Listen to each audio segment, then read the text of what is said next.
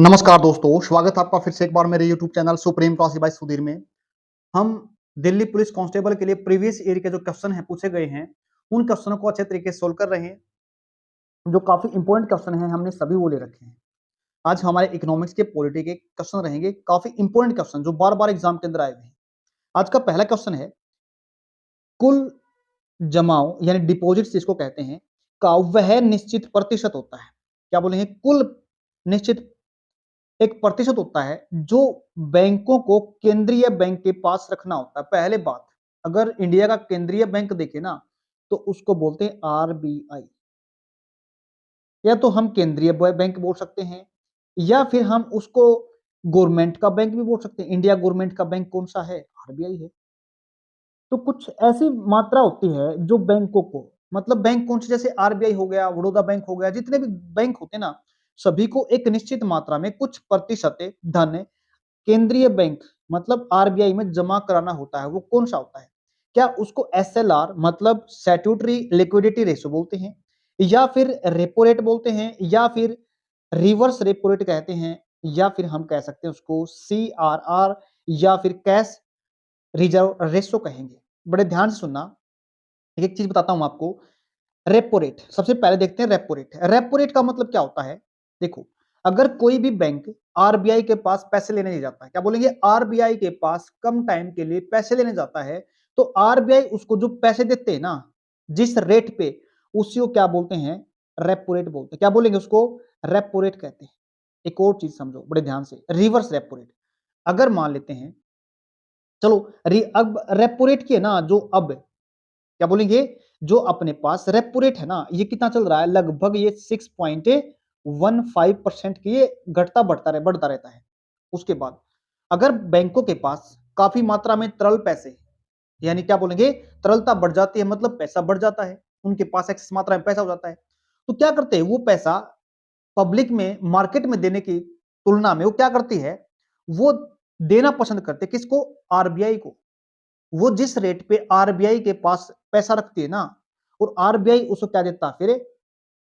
Interest देता, ब्याज देता है, उसी को क्या बोलते हैं? रिवर्स रेपो रेट कहते हैं। क्या बोलेंगे? Reverse repo rate. मतलब रेपो रेट का मतलब होता है, यानी आरबीआई बैंकों को जो पैसा देता है उस रेट को तो हम बोलते हैं रेपो रेट।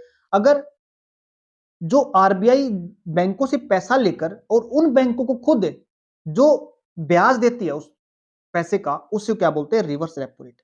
अब सुनते हैं सीआरआर क्या होता है। सीआरआर किसी भी बैंक को कुछ मात्रा में जो आरबीआई के पास पैसा रखना पड़ता है, मिनिमम अमाउंट कह सकते हैं, वो जो पैसा रखना पड़ता है ना, आरबीआई के पास कुछ मात्रा में पैसा रखना होता है, उसी को क्या बोलते हैं? सीआरआर बोलते हैं। इसकी जो रेट है ना, अब एट प्रेजेंट में कितना है ये? लगभग सीआरआर 4.5 चल रहा है। क्या बोलेंगे? 4.5 चल रहा है। यानी अब कह सकते हैं जो इसका सही आंसर क्या रहेगा? डी आंसर रहेगा, यानी फोर्थ आंसर इसका सही रहेगा। अब ये एसएलआर, सभी बैंकों को कुछ मात्रा में पैसा अपने बैंक के अंदर बचा के रखना पड़ता है ताकि इमरजेंसी के अंदर वो काम आ सके। सारे के सारे पैसे को वो पब्लिक के अंदर यानी ब्याज में लोगों को नहीं दे सकते, तो कुछ पैसे को बचा के रखते हैं, उससे क्या बोलते हैं? एसएलआर बोलते हैं, यानी statutory liquidity ratio. Full form भी पूछ सकता है, या फिर ये क्या होता है? ये मिनिमम अमाउंट होती है, या मैक्सिमम बोल सकते हैं, मैक्सिमम, मिनिमम, या फिर मैक्सिमम भी बोल सकते हैं। कुछ मात्रा में अपने पास सभी बैंक पैसा रखते हैं जो इमरजेंसी के टाइम पे काम आता है। ये क्या होती है? एसएलआर। ये अभी है ना जो फिलहाल चल रही है, लगभग ये 18% के आसपास चल रही है। कितनी चल रही है? 18%। किसी भी बैंक को अपने पास से टोटल डिपॉजिट्स का, जितनी भी उसके पास डिपॉजिट्स हैं, उनका 18% अपने पास हमेशा रखना पड़ता है। एग्जाम के अंदर क्वेश्चन आता है ये। किस रूप में रखती है? या तो वह कैश के रूप में रखेगी, या फिर वो गोल्ड के रूप में रखेगी, या फिर वो गवर्नमेंट सिक्योरिटीज होती हैं उनके रूप में रखेगी। याद कर लेना, गवर्नमेंट सिक्योरिटीज, गोल्ड, कैश, जिसको क्या बोलते हैं? एसएलआर बोलते हैं, स्टैट्यूटरी लिक्विडिटी रेशो। एक और चीज बताता हूं आपको, 18% ये जो डिसाइड करता है ना कितना परसेंट रखना पड़ेगा, ये भी डिसाइड आरबीआई ही करता है। आगे देखो, ये ज्यादा से ज्यादा कितना हो सकता है? ये 40% हो सकता है, 40% हो सकता है। उम्मीद करता हूं समझ में आएगा। रेपो रेट भी समझ में आ गई, रिवर्स रेपो रेट भी समझ में आ गई, सीआरआर मिनिमम अमाउंट होता है ये अपने कैश का, सॉरी पैसे का, किसी भी बैंक का जो आरबीआई के पास जमा कराना, आरबीआई के पास जमा कराना पड़ता है। और जो खुद बैंक अपने पास पैसे रखते हैं, जिस अमाउंट जो अपने पास खुद पैसे रखते हैं ना, टोटल डिपॉजिट्स का जितनी भी उसके पास डिपॉजिट है वो 18% हो सकता है। एसएलआर एट प्रेजेंट चल रहा है। उम्मीद करता हूं समझ में आ गया होगा। अगर फिर भी समझ में ना आए तो कमेंट बॉक्स में कमेंट करके पूछ लेना, दोबारा फिर बता देंगे। नेक्स्ट क्वेश्चन देखते हैं। भारतीय संविधान का प्रथम संशोधन अधिनियम निम्नलिखित में से किस वर्ष लागू हुआ था? पहला संशोधन हुआ था ना, वो हुआ था 1951 में। क्या हुआ था? 1951 में भूमि अधिग्रहण से संबंधित था। क्या बोलेंगे? भूमि अधिग्रहण से संबंधित था पहला अधिनियम, जो किस में डाली गई थी? 9वीं अनुसूची में डाला गया था। भूमि अधिग्रहण से संबंधित मैंने पिछली क्लास में कराया था, जाके पिछली क्लास में देख लेना। कुछ संसद के द्वारा या विधानसभाओं के द्वारा बनाए गए कुछ कानून भी 9वीं अनुसूची के अंदर डाले गए हैं, जिनको सुप्रीम कोर्ट या फिर हमारा न्यायपालिका उनको जांच नहीं कर सकती। क्या नहीं कर सकती? उनकी जुडिशियरी रिव्यू नहीं कर सकती। लेकिन उसने भी सुप्रीम कोर्ट मतलब सुप्रीम कोर्ट ने भी क्या कहा? 1973 के बाद यानी केशवानंदन भारती केस के बाद जितने भी जजमेंट या जितने भी एक्ट कानून बनाए संसद या विधानसभा के द्वारा, सभी का रिव्यू हो सकता है अगर वो फंडामेंटल राइट्स का हनन करें या फिर बेसिक स्ट्रक्चर का हनन करते हैं। ये दो बातों को ध्यान रखना पड़ेगा। बाकी जो मर्जी है विधानसभा संसद कर सकती है, जिस भी नियम को 9वीं अनुसूची के अंदर डाल सकती है। अगर सीधा क्वेश्चन आता है 9वीं अनुसूची किससे संबंधित है? भूमि अधिग्रहण से संबंधित है। उम्मीद करता हूं समझ में आ गया। नेक्स्ट क्वेश्चन देखते हैं। निम्नलिखित में से कौन सा प्राधिकरण भारत में मौद्रिक नीतियों के निर्माण से संबंध रखता है? मौद्रिक का मतलब होता है मॉनेटरी पॉलिसी बोलते हैं। क्या बोलते हैं इसको? मॉनेटरी पॉलिसी बोलते हैं। और जो धन से संबंधित जितनी भी मनी से संबंधित पैसे से संबंधित जितनी पॉलिसी बनाते हैं ना, वो हमारा कौन बनाता है? आरबीआई बनाता है। क्या कौन बनाता है? आरबीआई बनाता है। तो इसका सही आंसर क्या रहेगा? भारत का रिजर्व बैंक को। कमेंट बॉक्स में जवाब देना अपना आरबीआई कब बना था। और जो गवर्नमेंट देखो इसमें 6 मेंबर होते हैं। इस कमेटी में कितने मेंबर होते हैं? 6 मेंबर होते हैं। 3 तो गवर्नमेंट के होते हैं। क्या बोला मैंने? 3 गवर्नमेंट के होते हैं और 3 आरबीआई के होते हैं। 6 मेंबर होते हैं मॉनेटरी पॉलिसी के अंदर। और जो गवर्नमेंट नीतियां बनाती है उसको बोलते हैं फिस्कल पॉलिसी। याद रखना ना उसको। क्या बोलेंगे? फिस्कल पॉलिसी बनाती है, वो बनाती है government. Monetary policy RBI. Next question देखते हैं। अनुच्छेद 32 भारतीय संविधान के किस भाग में संबंधित है? देखो मैंने शायद एक पहले क्लास में बता दिया था। आर्टिकल 12 से लेके 35 तक ये हमारे फंडामेंटल राइट्स हैं। क्या बोलेंगे? फंडामेंटल राइट्स हैं। इसके अंदर मौलिक अधिकार के बारे में बात करता है। वो भाग नंबर कौन सा है? 3, जिसको मैग्ना कार्टा भी कहा गया है। उम्मीद करता हूं समझ में आ गया होगा। देखो जो भाग नंबर अनुच्छेद नंबर 32 है ना, ये सुप्रीम कोर्ट को पावर देता है। क्या बोला? सुप्रीम कोर्ट को पावर देता है 32 आर्टिकल। किस चीज की? रिट जारी करने की। क्या बोलेंगे? रिट जारी करने की पावर देता है सुप्रीम कोर्ट। सुप्रीम कोर्ट को कौन सा आर्टिकल? Article number 32। कब देता है? जब किसी के फंडामेंटल राइट्स का हनन होता है। मतलब जब भाग नंबर 3 का हनन होता है तो सुमोटो भी एक्शन डाल सकता है। कौन? Supreme court. आर्टिकल नंबर 226 ये हाई कोर्ट्स के लिए बनाया है। जैसे सुप्रीम कोर्ट 32 आर्टिकल के तहत रिट जारी कर सकता है, ऐसे ही हाई कोर्ट्स आर्टिकल 226 के अंदर के तहत रिट जारी करते हैं। रिट जारी करने की पावर सुप्रीम कोर्ट की ज्यादा, या फिर हाई कोर्ट की एग्जाम के अंदर क्वेश्चन बन सकता है, ये हाई कोर्ट्स की है। सुप्रीम कोर्ट रिट जारी केवल और केवल आर्टिकल 32 के तहत फंडामेंटल राइट्स, क्या बोला मैंने? फंडामेंटल राइट्स पे रिट जारी कर सकता है। बट अगर अदर देन कोई मैटर है तो उस पे भी सुप्रीम हाई कोर्ट्स क्या करेगा? फंडामेंटल राइट्स के हनन होने पे रिट जारी कर सकता है। तो इसके अलावा वो किसी अदर लीगल मैटर पे भी क्या कर सकता है? रिट जारी कर सकता है। तो इसलिए हम कह सकते हैं फंडामेंट जो रिट जारी करने की पावर है वो सुप्रीम कोर्ट की नहीं, हाई कोर्ट्स की ज्यादा है। नेक्स्ट क्वेश्चन देखते हैं। 1946 में संविधान सभा में कितने सदस्य ने भारतीय रियासतों में प्रतिनिधित्व किया था? 81, 93, 75 या फिर 62? बड़े ध्यान से देखना इस क्वेश्चन को। इसका जो सही आंसर रहेगा, ये देशी रियासतों की बात है भारत में, वो थी 93। अगर टोटल की बात करें, टोटल सीट कितनी थी उस टाइम पे? टोटल सीट थी 389। क्या बोलेंगे? 389 टोटल सीट थी। उनमें से देशी रियासत कितनी थी? 93 थी।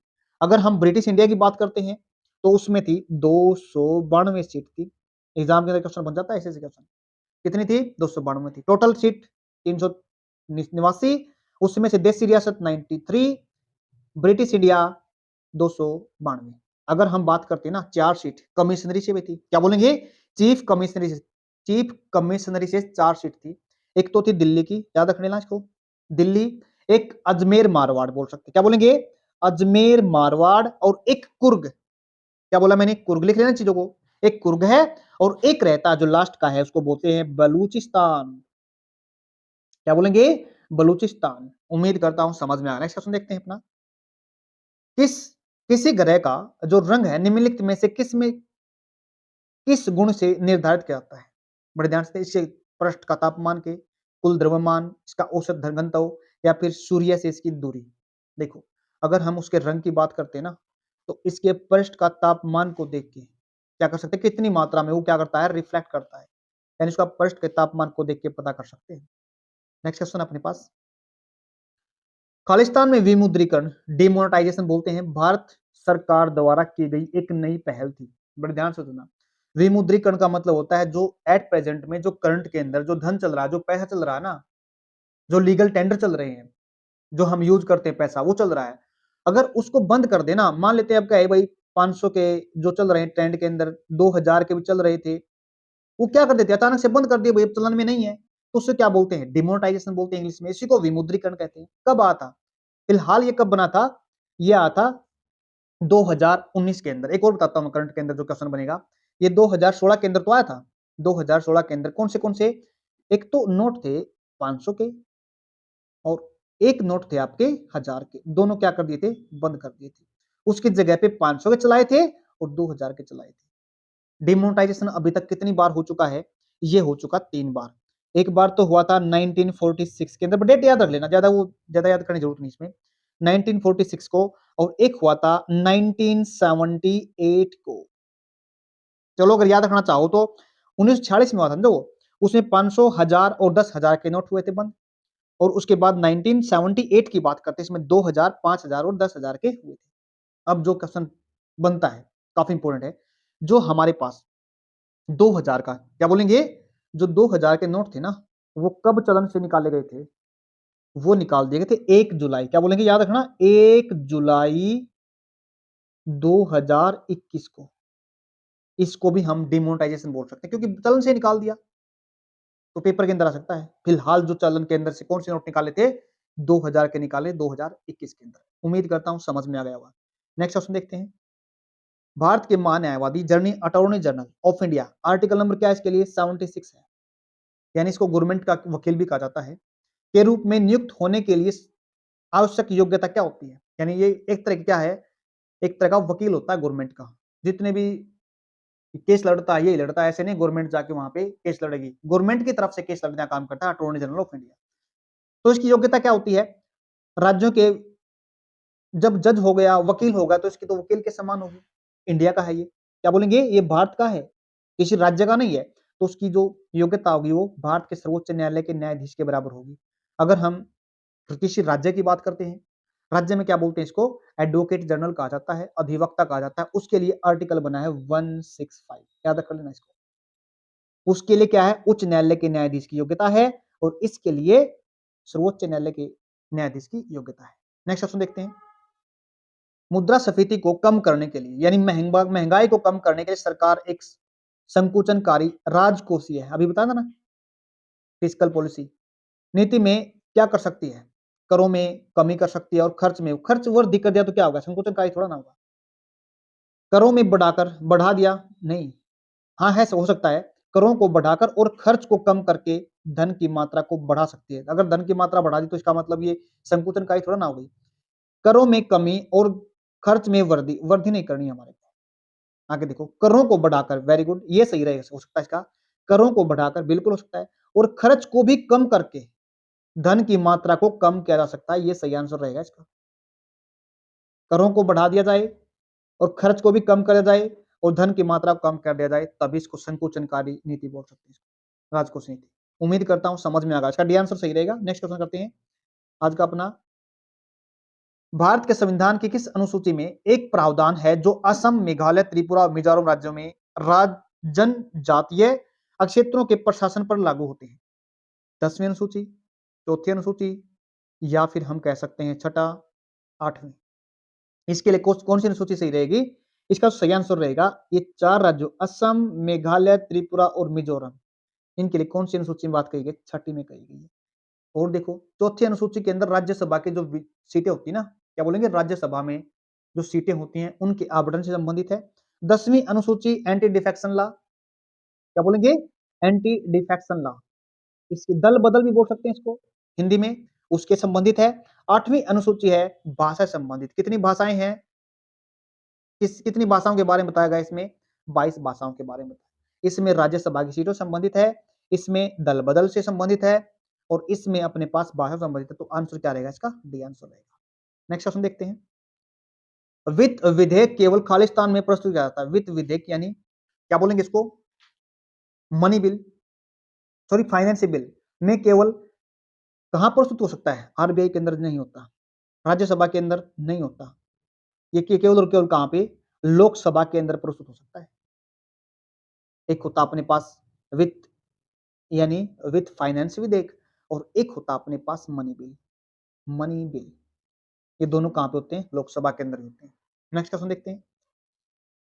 हल्दी घाटी का युद्ध, बड़े ध्यान समझना, जो हल्दी घाटी का युद्ध हुआ था ना, ये कब हुआ था? 1576 के अंदर, 1571 के अंदर और 1567 में या 1519 में। इसका सही आंसर क्या रहेगा? 1576 के हुआ था हल्दी घाटी का। किस किस के बीच में हुआ था? जो मेवाड़ का राजा था ना, राणा सांगा, मेवाड़ का राजा राणा सांगा के बीच में और किसके बीच में? मुगल शासक अकबर के बीच में हुआ था। उम्मीद करता हूं समझ में आ गया होगा। नेक्स्ट क्वेश्चन देखते हैं अपना। रामचरितमानस महाकाव्य के रचयिता निम्नलिखित में से कौन है? वेद व्यास, जिसने क्या किसकी रचना की थी? वेद व्यास ने शायद महाभारत लिखी थी ना, इसने महाभारत लिखी थी। उसके बाद भरत मुनि या फिर तुलसीदास या फिर वाल्मीकि, कई बार आता है। वाल्मीकि ने कौन सी लिखी थी? रामायण। तो इसका सही आंसर रहेगा ना राम, याद रखना रामचरितमानस, ये मत समझना कि वाल्मीकि ने लिखी थी, नहीं, इसने रामायण लिखी थी। और तुलसीदास ने क्या लिखी थी फिर? आपकी रामचरितमानस। उम्मीद करता हूं समझ में आ गया। कौन सी शताब्दी के अंदर थी? 16वीं शताब्दी के अंदर थी। इसका मतलब क्या होता है? रामचरितमानस का मतलब राम के कर्मों की झील, क्या कहा गया? राम के कर्मों की झील के बारे में बताया गया इसको। उम्मीद करता हूं समझ में आया। सही आंसर क्या है? सी। नेक्स्ट क्वेश्चन करते हैं। कोरोमंडलम का मैदान भारत की कौन सी दिशा में अवस्थित है? कौन सी स्थिति के अंदर है ये? दक्षिणी के अंदर है, पूर्वी के अंदर है, उत्तरी के अंदर, या फिर कह सकते हैं हमें पश्चिमी के अंदर है। जो कोरोमंडलम है ना, तट है ये अपने पास, कहां पे ये तमिलनाडु में पड़ता है, ये है पूर्व दिशा के अंदर है। नेक्स्ट देखते हैं। भारत में खालिस्तान संवैधानिक संशोधन अधिनियम 1988 में मतदाता की आयु 21 वर्ष से घटाकर कितने कर दी? 18 कर दी गई थी। कब की थी वो कौन सा संविधान संशोधन था? वो था जी 61वां संविधान संशोधन था। उम्मीद करता हूं समझ में आया। काफी इंपॉर्टेंट क्वेश्चन है, इसमें डेट पूछ लेता है या फिर ये कब हुआ था ये पूछ लेता है। आज का हमारा लास्ट क्वेश्चन रहेगा, निम्नलिखित में से किसे प्रथम कारखाना अधिनियम 1881 के अधिनियम का श्रेय दिया जाता है, जिसे बाल रोजगार को विनियमित करने के प्रावधान थे? लॉर्ड रिपन था, लॉर्ड मेयो था, लॉर्ड इरविन था, या फिर लॉर्ड कर्जन था? इसका सही आंसर रहेगा जी ये लॉर्ड रिपन था। इसमें इसका शासनकाल की बात करता है एग्जामिनर कई बार। वो 1800 कब से लेके 1880 से लेके 84 तक माना जाता है। इसने क्या किया था? पहला कारखाना अधिनियम लाया था ये। इसने एक और चीज बताई थी, 7 वर्ष से कम, क्या बोलेंगे? 7 वर्ष से कम बच्चों को क्या कर दिया? कारखानों में बंद कर दिया था, भाई ये काम नहीं करेंगे। और जो 12 वर्ष के बच्चे थे ना, 12 वर्ष की जिसकी एज पूरी हो चुकी है, उनके लिए टाइम, जो समय था ना, समय सीमा भी क्या कर दी थी? कम कर दी थी। उम्मीद करता हूं समझ में आ गया होगा। एक और चीज बताता हूं आपको, स्थानीय स्वशासन, क्या बोलेंगे? स्थानीय स्वशासन का श्रेय भी इसी को जाता है, मतलब लॉर्ड रिपन को जाता है। याद कर लें, काफी बेहतरीन क्वेश्चन हमने डिस्कस किए हैं।